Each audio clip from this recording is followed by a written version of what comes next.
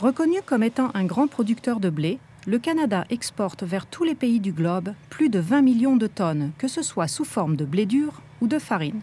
À elle seule, cette culture rapporte au Canada près de 7 milliards de dollars chaque année.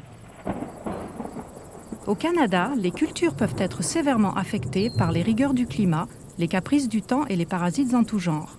Les agriculteurs prennent donc des risques chaque fois qu'ils prennent la décision de semer, fertiliser ou pulvériser.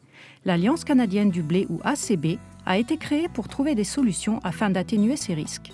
Le Conseil national de recherche Canada, Agriculture et agroalimentaire Canada, le gouvernement de la Saskatchewan et l'Université de la Saskatchewan se sont unis pour injecter sur 5 ans 97 millions de dollars dans la recherche de pointe afin de rendre l'industrie du blé plus performante.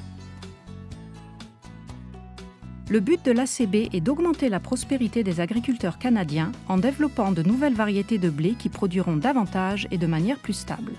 Ces nouvelles variétés résisteront mieux aux maladies et aux stress environnementaux et seront aussi moins exigeantes au niveau des intrants, ce qui limitera les effets des engrais sur l'environnement.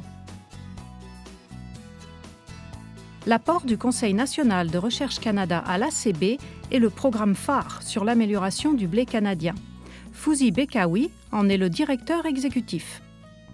Le programme vise à augmenter l'efficacité de la sélection du blé, à minimiser les pertes de production dues à la chaleur, la sécheresse, le froid et les maladies, et à pousser la plante à mieux assimiler les éléments nutritifs. L'augmentation des rendements engendrera une augmentation des profits et je crois que ce sera bénéfique pour les agriculteurs canadiens comme pour l'économie canadienne.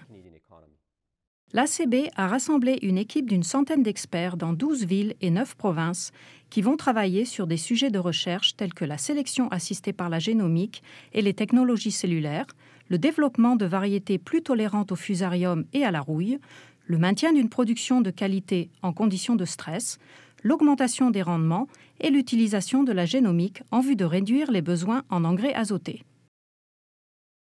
François Eudes, biotechnologiste à Agriculture et agroalimentaire Canada à Lethbridge en Alberta, affirme que la mise en commun de l'équipement et des données affiliées à la génomique permettront de découvrir plus rapidement de nouvelles variétés de blé bien meilleures. L'amélioration génétique est une science en pleine évolution qui adopte des outils novateurs en vue d'accélérer le cycle de sélection et d'accroître la précision de cette sélection de variétés de blé. Elle aide à développer une nouvelle génération de ces outils pour la production rapide et économique de lignées de blé, haploïdes doublées, ainsi qu'à modifier avec précision les gènes de variétés modernes pour le développement de caractéristiques désirées. Puisqu'elle fait partie des chefs de file en recherche agricole et production de blé, il était logique que la Saskatchewan appuie l'ACB. C'est pourquoi le gouvernement provincial investira 10 millions de dollars en 5 ans dans la recherche sur le blé, la moitié de la somme allant directement à l'ACB. Abdul Jalil assure la direction de la recherche dans cette province. Nos investissements dans cette recherche de pointe permettront d'accroître la production de blé en Saskatchewan ainsi que dans le reste du pays. Cela ouvrira les portes à de nouveaux marchés et fera la promotion du blé produit en Saskatchewan partout dans le monde. À long terme, les retombées seront bénéfiques pour nos agriculteurs et la province. Chercheur au Crop Development Center à l'Université de la Saskatchewan, Curtis Pozniak est l'un des chefs de l'équipe internationale qui vient de publier une première ébauche des séquences du génome du blé. Nous avons eu la chance de faire partie de l'équipe internationale qui a publié une première ébauche du génome du blé. Ces résultats faciliteront le développement de nouveaux outils permettant d'améliorer cette culture, notamment certains caractères comme le rendement et la qualité des grains ou la résistance aux maladies. Maurice Delage est un agriculteur d'Indian Head en Saskatchewan. Je crois que pour la première fois depuis qu'on sème du blé au Canada, nous avons adopté une approche multidimensionnelle. L'Alliance du blé examine la production de blé sous tous ses angles, que ce soit pour l'Ouest canadien ou le reste du pays. Il ne s'agit pas simplement de créer des variétés, mais aussi d'intégrer dans la graine tous les éléments qui permettent d'augmenter le rendement.